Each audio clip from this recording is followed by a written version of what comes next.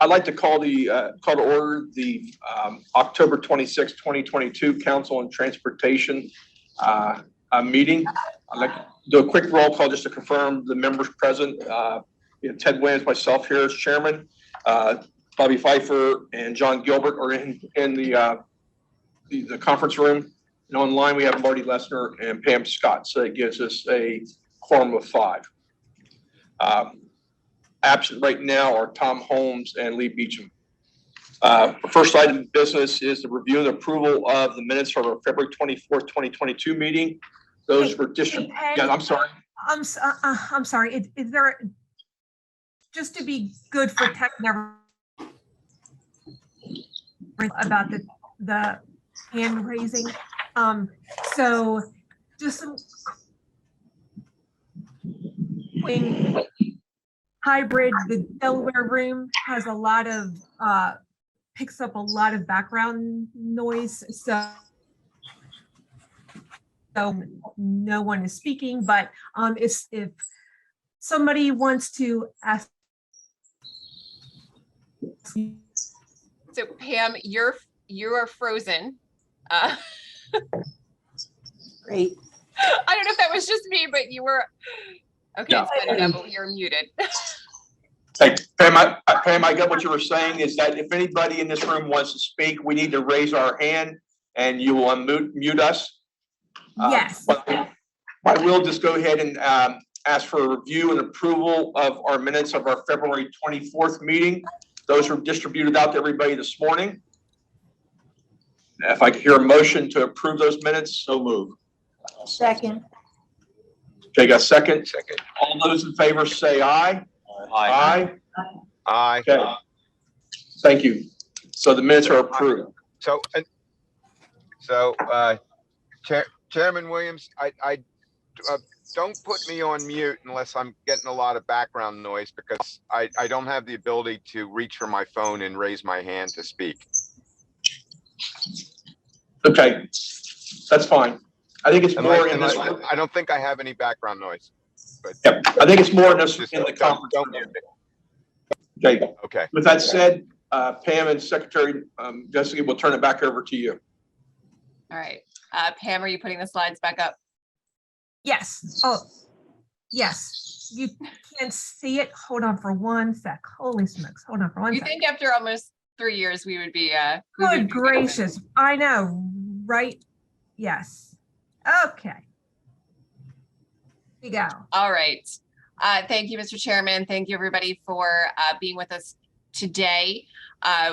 We start all of our presentations off with our mission to provide excellence in transportation, every trip, every mode, every dollar, and every one. So I'm going to just talk a little bit about safety and some department highlights and some project updates for you all before I turn it over to Pam, or actually to Lainey, to do a financial update, because there has been a lot that's been happening on the financial side of the house that Lainey's going to update you all on. And then Pam and the team will go through kind of a planning update of where we are, especially looking at the prioritization process. So this slide, if you have heard me speak recently, you have seen this slide.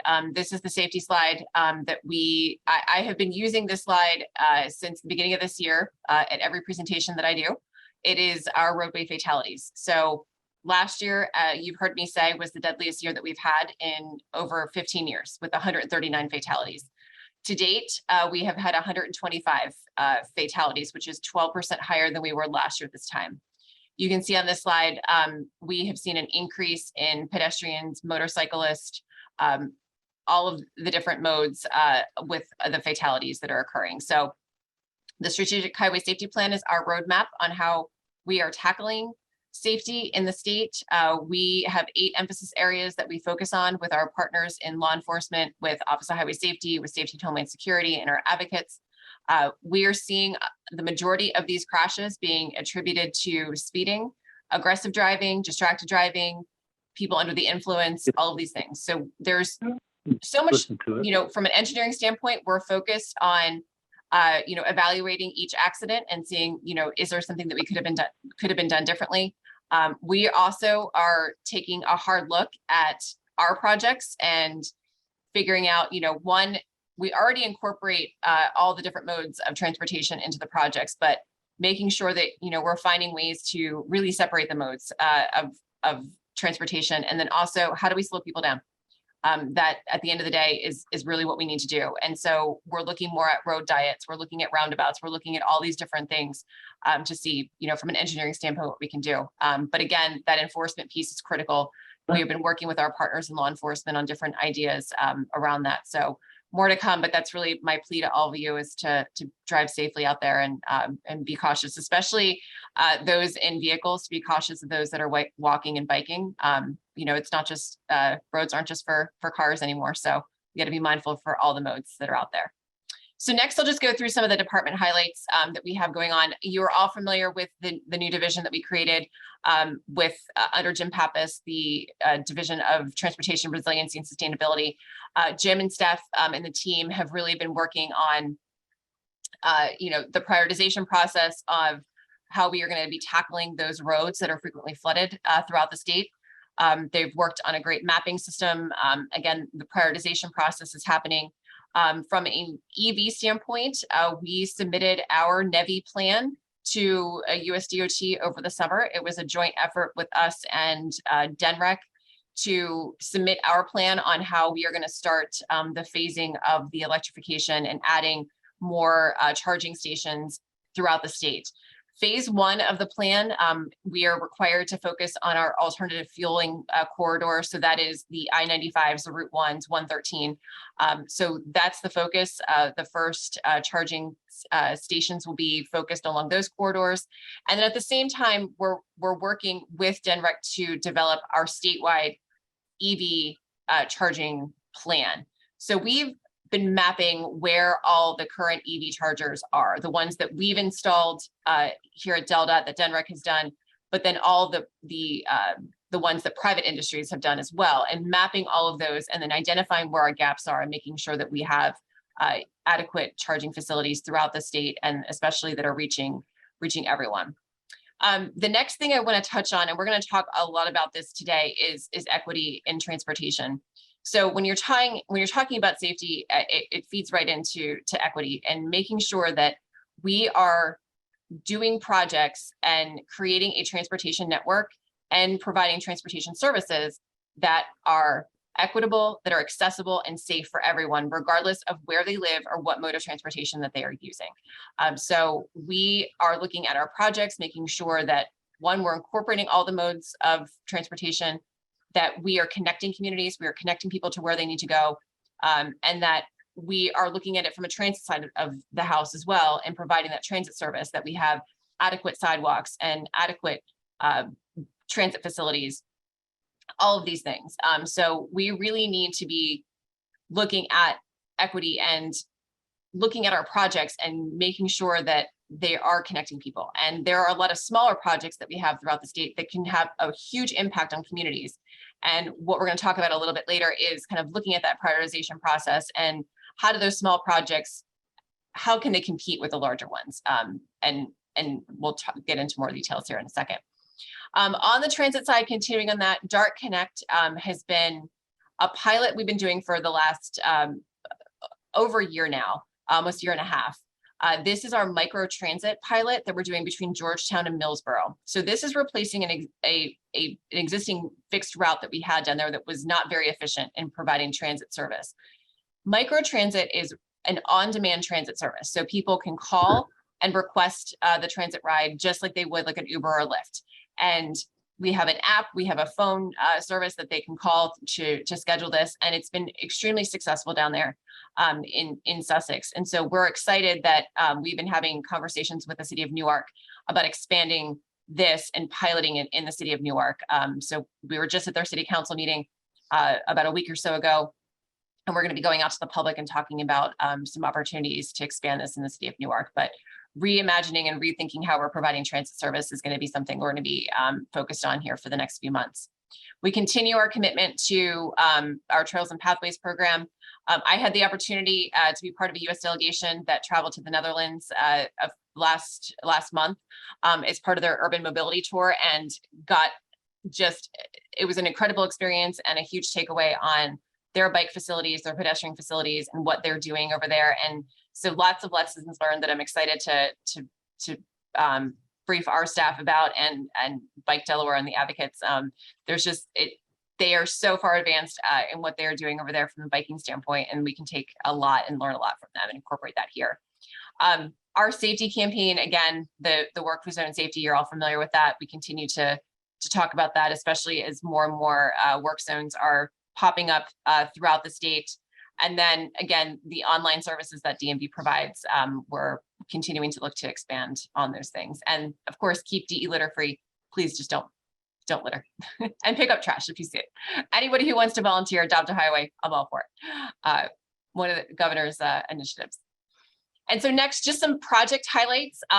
Super excited, and I forgot to put the titles of these projects on there. So if we can have a little game of guess the project. But so in the top left corner is I-95, the Restore the Corridor project. I am pleased to report that project is nearing the finish line. We are going to have our last super weekend this weekend, where we will be doing a full closure of northbound 95 to do some final paving work. There will be some southbound closures as well. But we are in the home stretch of getting this project, the major work of this project and the major impacts of this project completed. So I cannot thank our team enough for everything that they've done to get us to this point, and the amazing contractors that we've had on this project. So we're really excited about that. Another project that's nearing completion in the top right corner is Elkton Road. We're super excited about that. We just have some punch list items that we're wrapping up, but that again, great safety project that we were doing along the Elkton Road corridor. The bottom left is Georgetown East Gateway. We finished that project earlier this summer, so excited for that one to be done. The roundabout, the improvements to the intersection, it's just a great safety enhancements that we did down there. And then the other project is 24. We have a ton of work that's happening along the 24 corridor that we are, just as one is wrapping up, we're starting the next phase. So lots of activity that's happening down in Sussex County. So I believe that is all that I have from my update. Happy to answer any questions from the council. Yes, Secretary Majeski, this is Marty Lessner. I have 3 questions. You talked about law enforcement as a measure for getting people to slow down on the safety, as in addition to engineering changes. Can you explain a little bit more about what the law enforcement measures are? More speed traps, more police sitting on corners, et cetera. The second question is, you mentioned DelDOT working with DENREC on certain projects. And I would like to know what the scope of DelDOT's working with DENREC is on the Greenway Bridge over Bancroft Mills that's over the Brandywine that was allegedly damaged. And it looks like it's 2+ years away from reopening that bridge, mainly because I understand that DENREC is insisting that the bridge be built so that they can put motor vehicles on the bridge, which is currently a pedestrian path. But I'd like to know what DelDOT's involvement is with that to get that project going, noting that when the 495 bridge was out of commission, DelDOT had a major role in moving heaven and earth to get that car traffic. And the same should be going on with getting this major greenway link across the Brandywine open.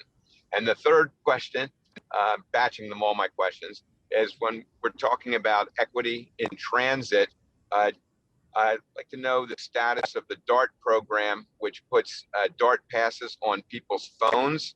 As a DART rider, I notice I'm probably one of the very few people who has the DART pass on my phone, and that the passes expire after a year, which is unlike if you want the discount, you've got to buy in bulk, and it expires within a year, which I think is a disincentive to people, at least under the old system, where you could just buy a card for cash, have that card, and it was good.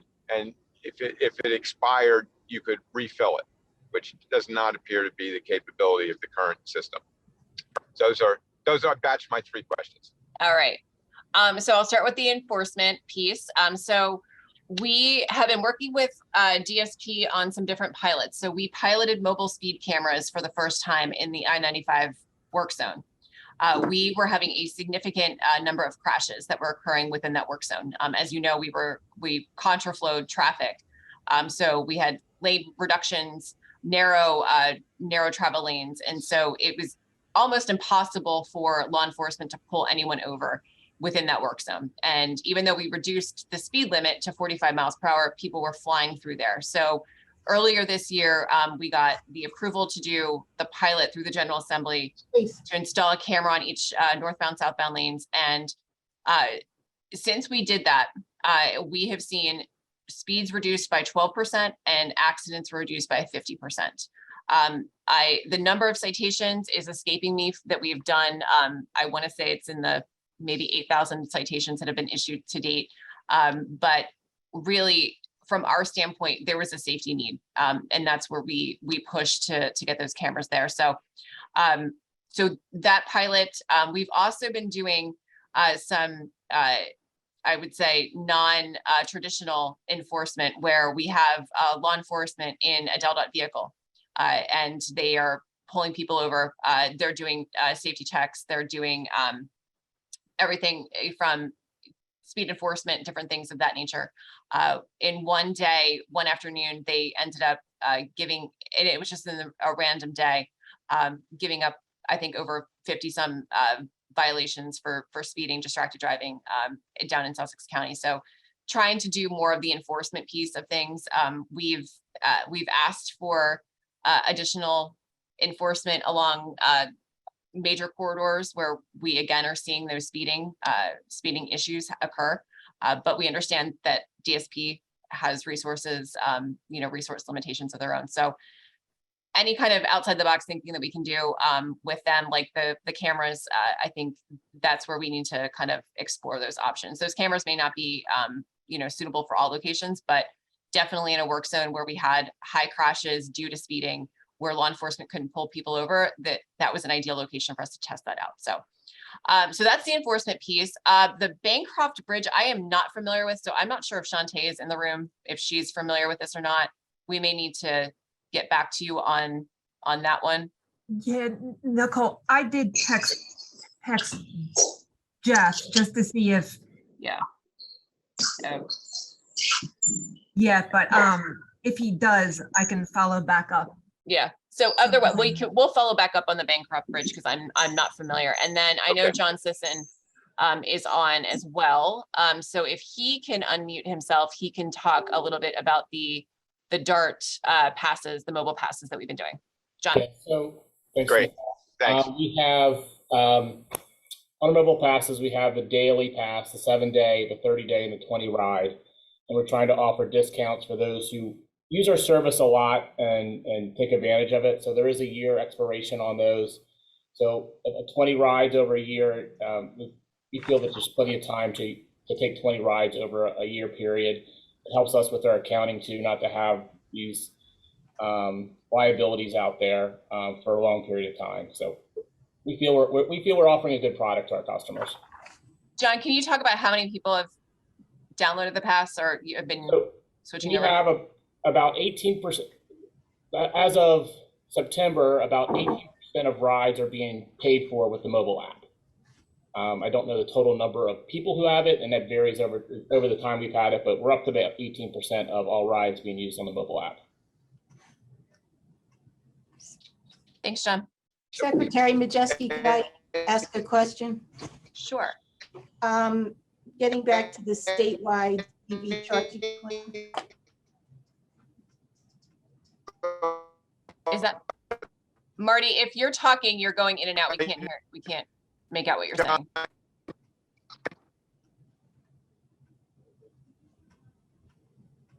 Marty, we're happy to follow up with you afterwards because we can't hear what you're I saying. apologize. This must be a bad cell zone. Okay. I'll send an email afterwards. Okay, Pam? I just had a question go. about the statewide EV charging plan. And you indicated that Del was basically mapping all of the charging facilities statewide. Is that something that's going to be available or is available on your website or anything like that? Yeah, it's currently available on the Del app. Okay, So you can, it's already up on there, and I believe on the gateway, if I'm not mistaken. If not, we'll make sure it's on the website too, but it's okay. on the Del app, we have that. So we're going to continue to expand on that, especially as private industries are installing these charging stations, Yep. gathering that data and being able to map it so that everybody has access to all that. No, I think that's really important as more people obviously switch to electric vehicles and Yep. want to be able to properly plan their trips. So Yep. I think that's great. Absolutely. Thanks very much. Yep.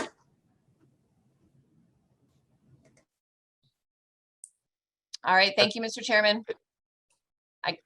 We can turn it over to Lainey Thornton now, or sorry, Lainey Clymer. I'll get it right. Hi, everybody. Can you hear me okay? Am I good? Yes, Yes. Okay, perfect. All right, Pam, if you wouldn't mind moving on to the next slide.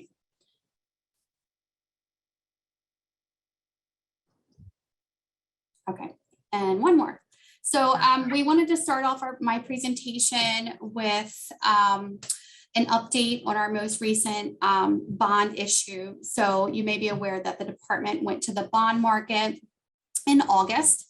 And just to kind of recap where we've been in fiscal year 21, we did issue $225 million in bonds, which were primarily the result of revenue losses from the COVID-19 pandemic and the commitment to keep our capital program going and moving forward. We did make an adjustment for fiscal year 23, and we ended up issuing $200 million in bonds. And that was a result of the new bipartisan infrastructure law that was passed, the federal transportation legislation that provides the department with funding for our capital program. So we increased our borrowing by $125 million that was originally planned to take place in 2024 and advanced it a year. So in total, we sold $200 million in bonds just 2 months ago. And going forward, we will continue with the issuing of $75 million every 3 years, which will resume again in 2027. Next slide. So the good news is, as part of our bond process and selling those bonds and putting them out on the market, we go through a rating process with S&Ps and Moody's. And we're very happy to say that we were reaffirmed with our credit rating. So we have that AA+ and AA1 credit rating that was upheld for both our new bond issuance and all of our outstanding bonds. So our credit quality for the department continues to remain strong. Next slide. So some of the things that are looked at when we go through the credit rating process is kind of our diverse mix of our pledged revenues. So that continues to remain strong. They actually were very pleased with the resiliency that our revenues did demonstrate throughout the pandemic and the way that they rebounded so quickly. We have a very strong balance sheet. Strong debt service coverage, and the department also has a debt service reserve fund. Our operating expenditures have been well maintained, and we've been able to limit our growth. And we have an affordable capital program that prioritizes our core needs and maintaining state of good repair of the assets that we currently have in our inventory. The department has a strong commitment to our 50-50 PAYGO model. We have the Delaware Economic Financial Advisory Council, and then we do have a very proactive approach to infrastructure risks. So a part of that credit rating presentation was kind of going through our new division of resiliency and sustainability, and they were very pleased with kind of what they've seen so far. This particular slide shows you our debt service amortization. This is inclusive of the bond sale that just took place.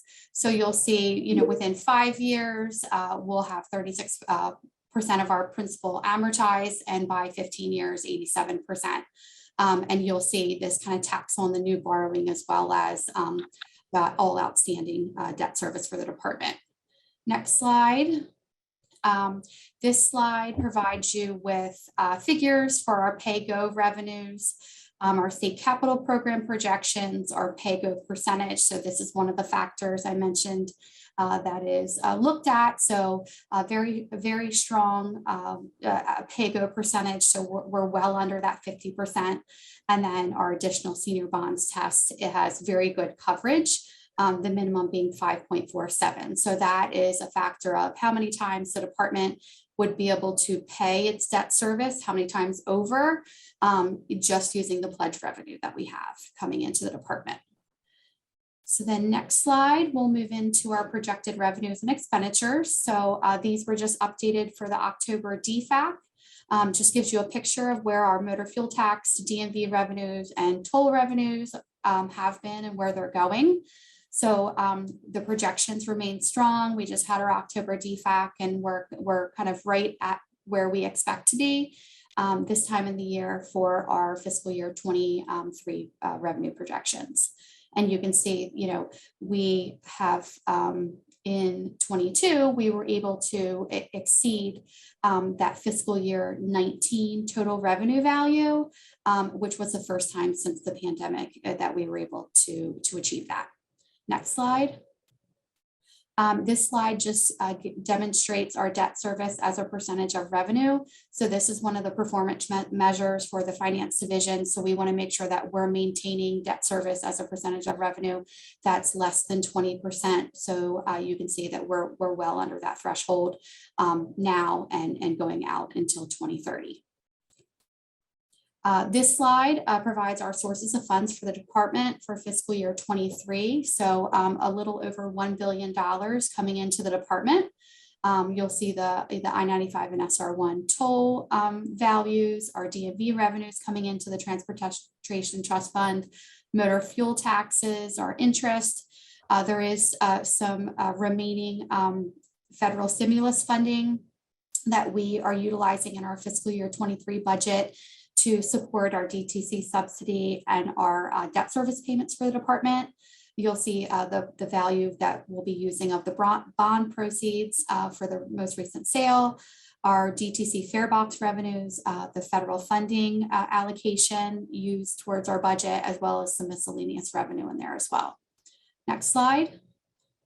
This is how the department will be using our revenues for fiscal year 23. So you can see 60% of our revenues go towards our capital program. So we'll have a $645 million capital budget or capital spend for this fiscal year. And then 40% of our revenues coming in go towards our operating budget, which are used for our debt service, DelDOT operating, as well as DTC operating budgets. Next slide. US 301, so we like to show this roadway independently so that we can track, you know, our revenues coming in specific to 301 and then our operating costs associated with that roadway. So 23.7 million is projected to come in for 301, primarily being used for debt service, which is 15.5 million this year. And then 3 million in operating costs. And then we anticipate $5.1 million being deposited into that debt service stabilization fund, or the toll stabilization fund. And if you remember, that's the fund that was created for US 301. And once it reaches 35 million, we'll be able to share that additional revenue. And we split it 50-50, 50% coming into the trust fund and 50% going towards paying down the debt for that roadway. Next slide. One more, please. Our capital program history. So this just gives you a presentation of our state spend going from fiscal year 17 to 22, what we've actually spent for our capital program for both state and federal. So over the last 6 years, we've spent over $3.5 billion in state and federal resources towards our capital program. Next slide. Forecast. So this is actual cash spend anticipated for the department for the next 6 years. So a little bit shy of that $4 billion over the next 6 years in actual cash expenditures for the department's capital program. Next slide, our operating budget. This particular slide just gives you a view of what our expenditures have been for the department, breaking out debt service against DelDOT operating costs, DTC transit costs. Also gives you information related to federal funding, that stimulus funding that was utilized in fiscal year 2021 through 23 to kind of offset some of our operating expenditures and offset some of the revenue losses we were seeing as a result of the pandemic. Last slide, I believe this is our operating budget for 23. So just gives you a view of what our base budget was, what door openers and governor's recommended budget items were, any markup items. So our total budget, operating budget for the department was 370 million, increased year over year of around 27.3 million when compared to fiscal year 2022. Majority of that, 14 million, being for collective bargaining agreement adjustments. So, more compensation items, pay policy. There was a 27th pay in fiscal year 23 that occurs every 13 years that needed to be budgeted for. 13.6 million went for debt service adjustments. 5.7 million were increased costs, such as like fuel, credit cards, insurance costs that we were seeing going up year over year. And then 8.3 million, which was the DTC subsidy adjustment, and 2.3 million for department initiatives. Next slide. And I am done. That was my last slide. Thank you. Is there any questions that you may have that I could answer? Yes. My question is, might not even be for you, might be for both Nicole and yourself, is I want to make sure, I think I heard recently, and when I say recently, within the last 2 weeks, that the feds might be changing some of the matching criteria for the IIJA funds due to inflation issues. Have you guys heard anything like that? Or maybe I misunderstood what I heard? I have not heard No. that. I know that with the Protect program, they've added some provisions that allow the department to change the typical pro rata that we see if there are certain things that we achieve. Doing a plan related to that program, but I haven't heard anything in terms of it for federal funding as a whole. No, and we were just at AASHTO last week, which with Federal Highways and USDOT, and that did not come up. Okay. I might have read it wrong or heard it wrong, but I just was asked the question. Thank you. Anybody have anything else for Lainey? Thank you, Lainey. All right. Okay. So like the secretary had said, we are looking at prioritization criteria that were adopted back in 2020. So we really want to make sure we're on the forefront and aligning with the current and state, the state and federal priorities. We looked at some other dates across the nation to see what trends that they were going in, some directions and themes. But for the biggest takeaway is really making sure that we are putting forth criteria that reflects our commitment to equity, to connecting communities, to making sure we have a robust multimodal network. Okay, so just some key takeaways. So we looked at about 10 other state DOT and transportation agencies. We looked at Arizona, Caltrans, Florida, Illinois, Kentucky, Maryland, North Carolina, Ohio, Virginia, and the Delaware Valley. They have their own specific transportation entity. So not surprising, DelDOT is at 85% approximately of maintenance roadway responsibility responsibility. I believe we are only 1 out of 4 states in the nation that have the highest maintenance responsibility. So that's just something that that came out of our research. So 4 of these entities that we looked at use return on investment as a prioritization criteria. DelDOT has the highest safety criteria at 35%, and that is outlined by our, and should be our top priority. 4 of them didn't use multimodal as a criteria. And then just an FYI, the new Transportation Resiliency and Sustainability Division is creating their own prioritization criteria, since they are, I believe they're going to be in a roll-up. So they will have their own like flood elevation, sunny day flooding, that type of thing. So once they do have that criteria mapped out, we can share that for your use.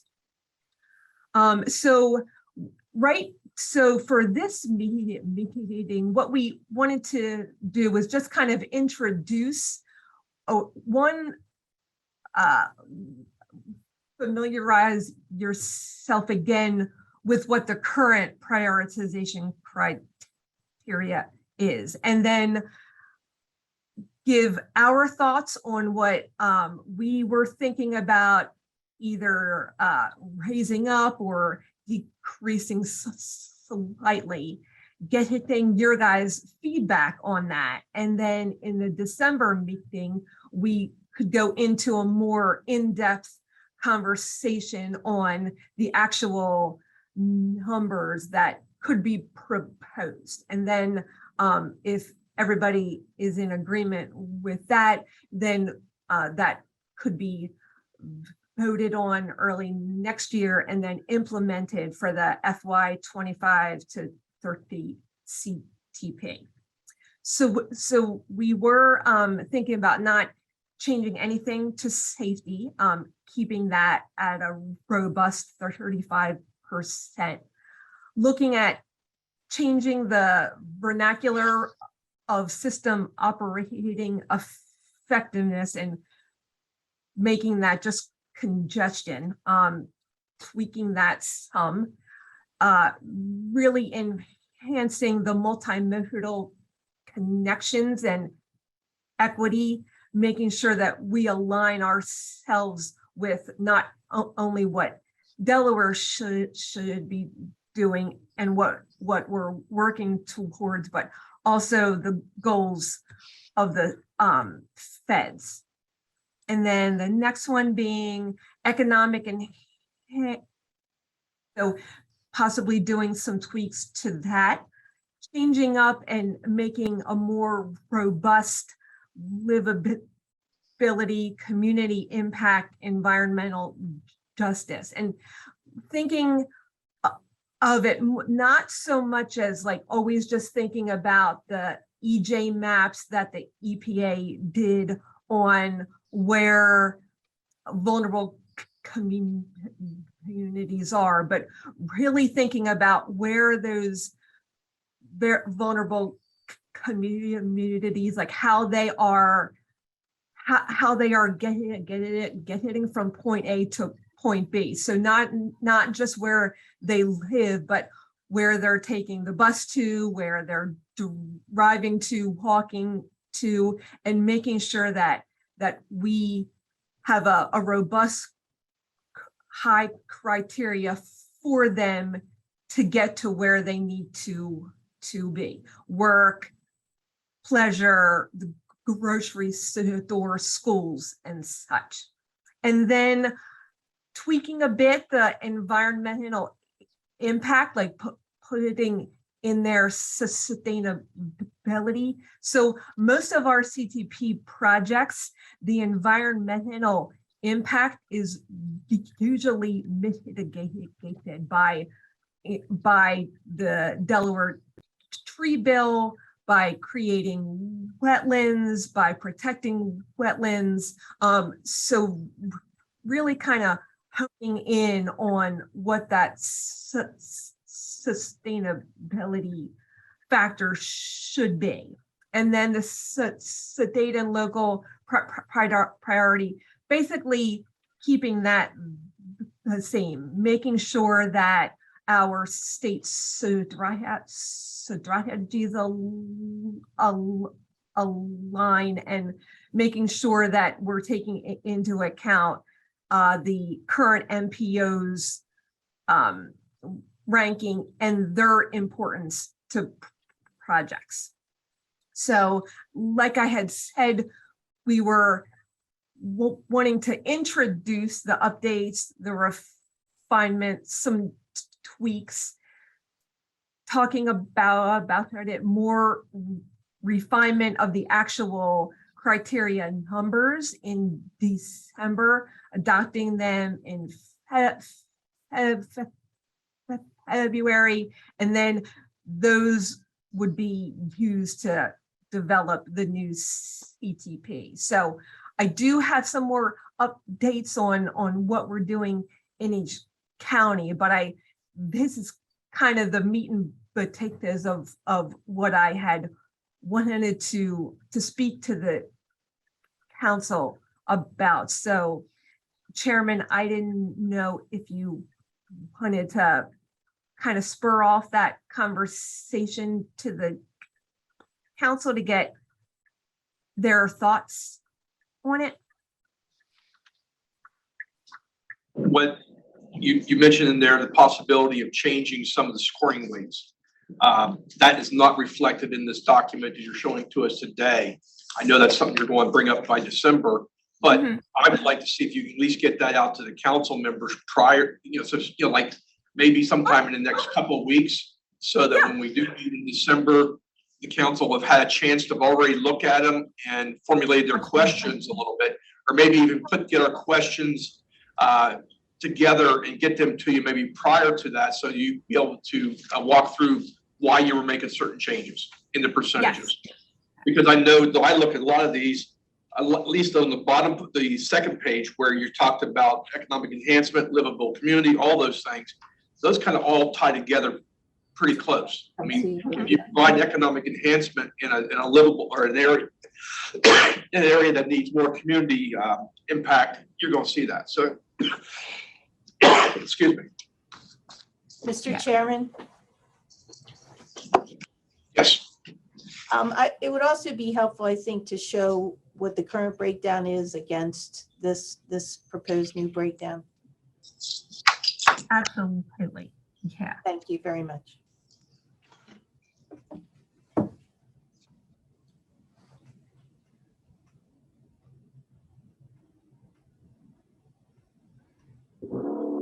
Okay. Okay.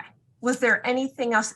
Yes, we can absolutely. We had done our a rough breakdown, but we wanted to really make sure that you guys were on board and such. So I'll review that with Shantae and Nicole and then get that out to you shortly. That sounds great. Is there anything else, like anyone else's thoughts or questions just on the process? Not for me, thank you. Okay, thank you, Pam.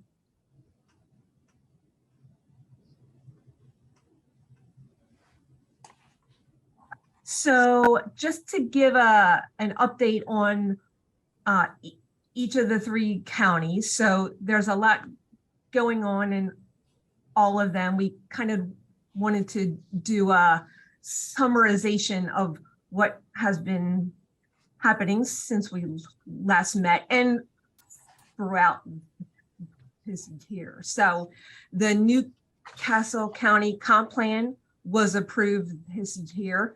The mobility chapter does include information on DelDOT's long-range plan, the investment areas, transportation justice, sea level impact on transportation.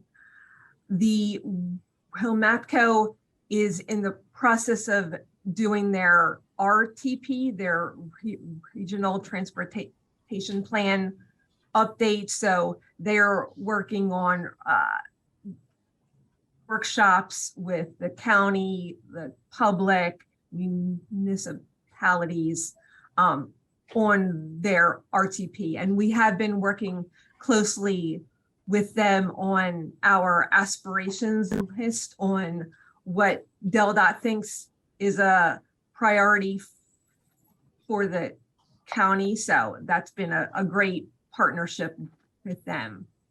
So the Newport Transportation Plan in the lower left, that was completed in January of last year. So it analyzed the challenges and concerns of a multimodal transportation there. And they put a fair amount of information in about a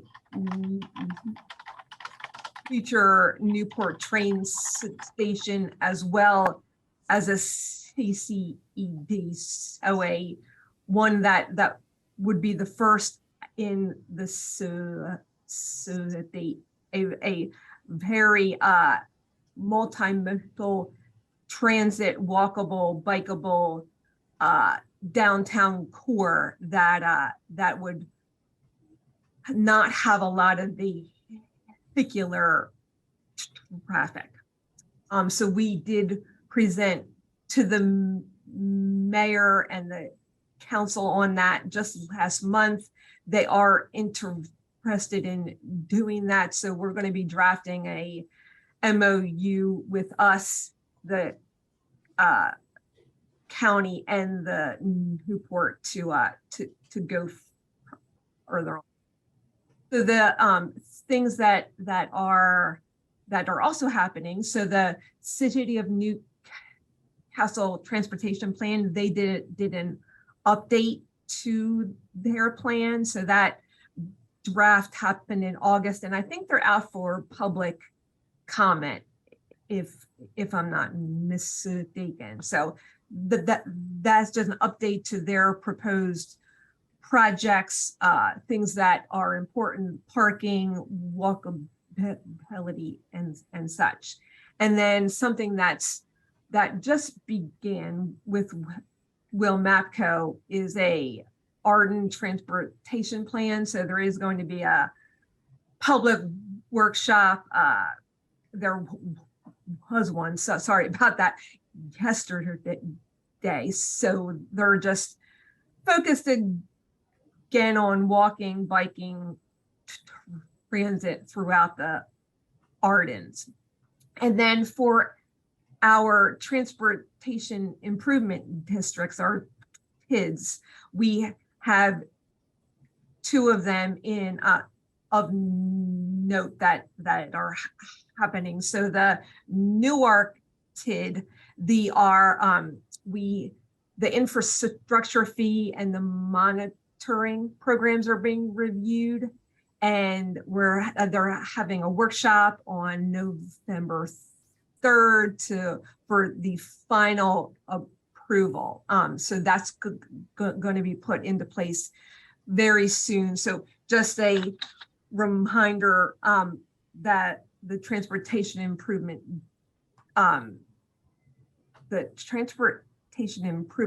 district is a parcel specific land use combo with the transportation improvements. So developers can enter into the TID.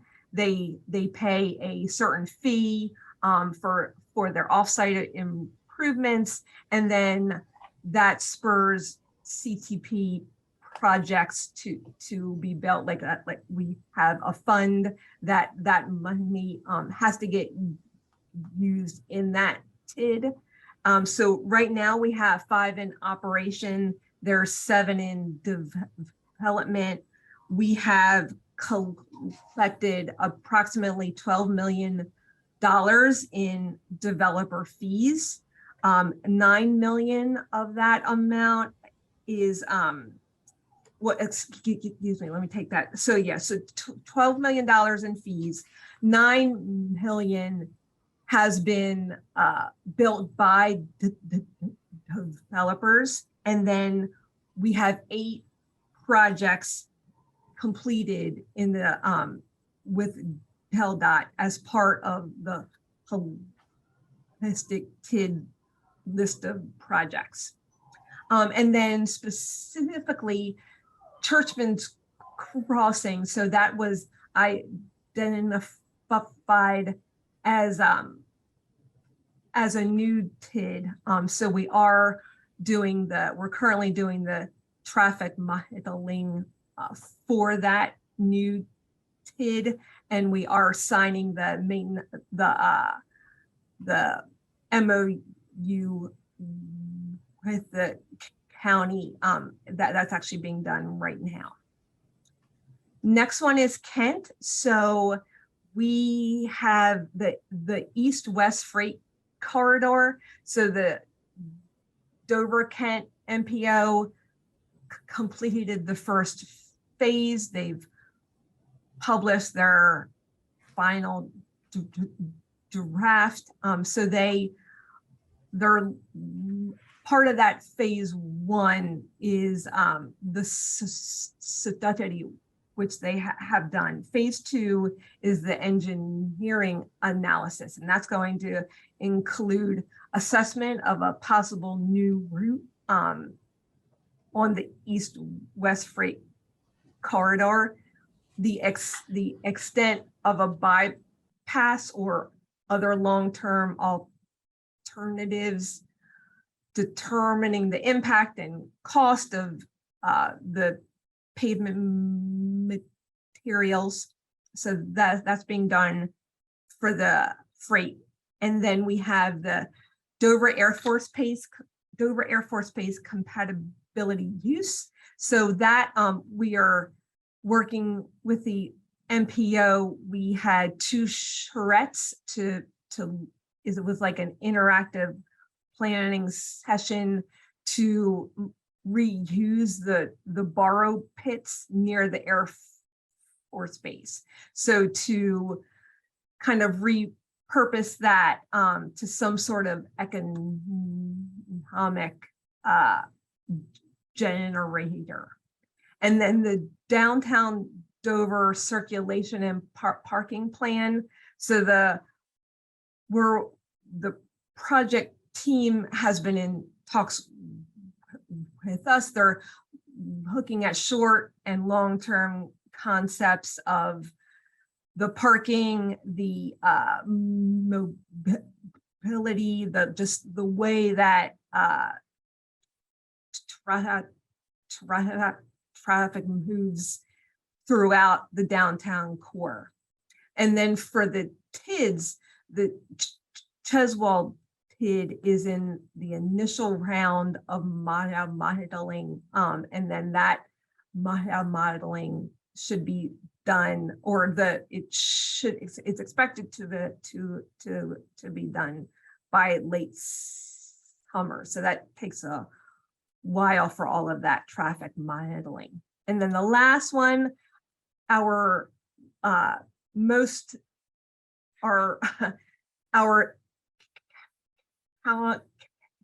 county that has the most growth.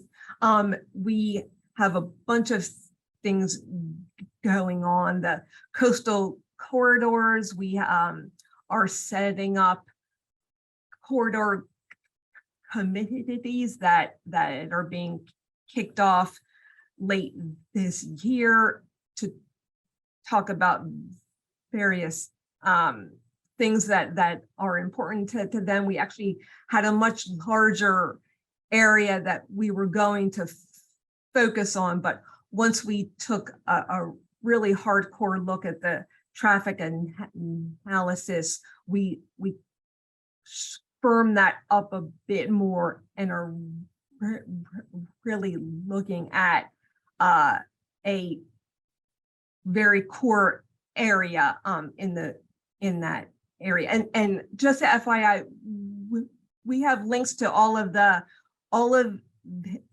these have links to studies on the DEL website. You can just and we can provide all of that to you. So the SR1 bike ped, we have a workshop for the North Bethany area tonight at 5. And the 5 points. So we just had a 5 points working group last week that went very well, and then doing some work on Southeast Sussex. So we are preparing for a future TID on the northwest side of that study area. And then the TIDs in Sussex, so the Hen Open is in operation. 8 developer agreements have been executed and recorded with over 480,000 in fees collected. And then for the Milford TID, the CTP estimates are being revised, and then we're going to work with the city to draft up the fee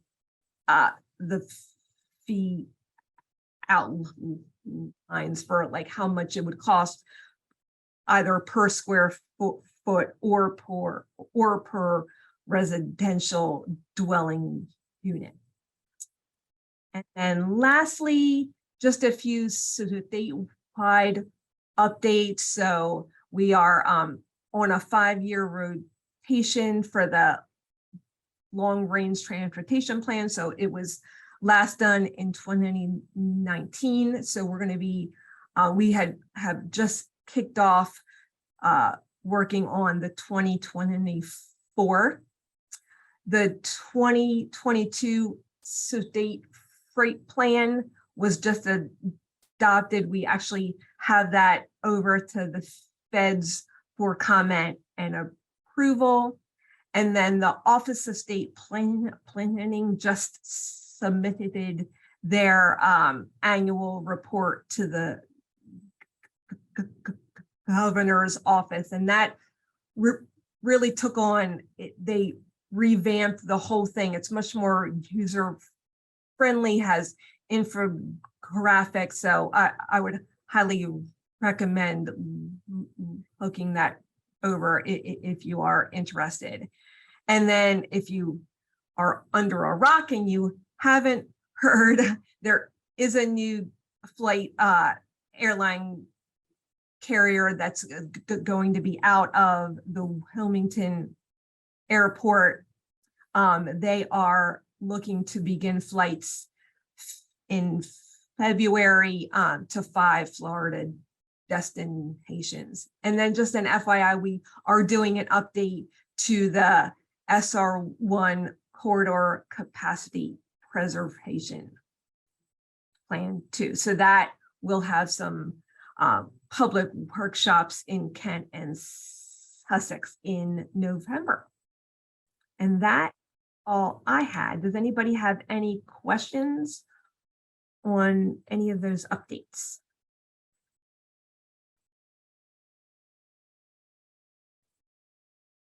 Okay. All right. I turn it back to you, Chairman. Okay, very good. Thank you. At this point, we'll open up our meeting to any public comments. Might be from the general public here.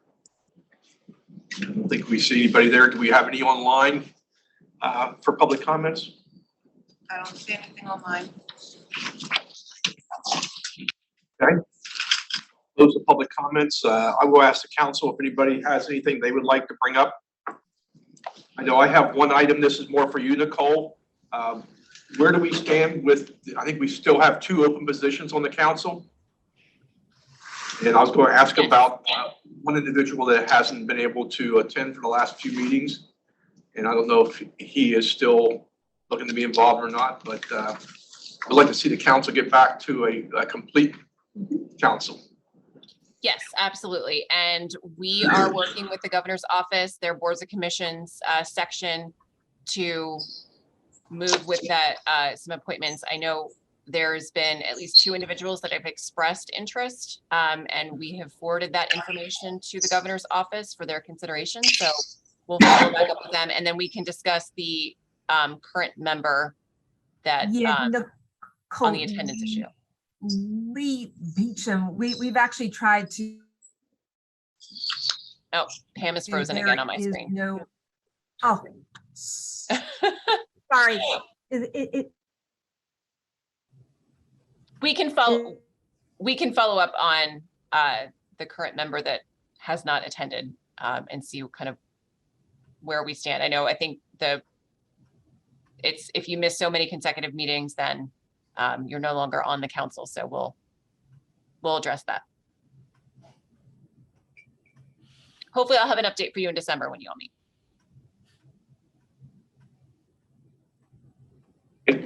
Any other comments?